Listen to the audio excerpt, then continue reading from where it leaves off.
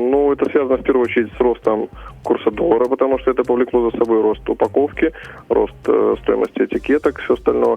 Ну и ввиду того, что сырья практически не осталось, поставщики сырья, в первую очередь там изопропилового спирта, хлоргексидина, очень сильно завышают цены, да.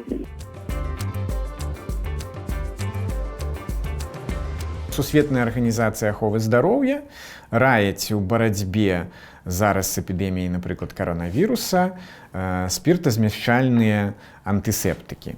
Рэчы, на якіх напісана, напрыклад, з антибактэрыяльным эфектам, не працуюць. Па-першае, вірусы гэта не бактэрыі. Тое, што знішчае бактэрыі, можа не знішчаць вірусы.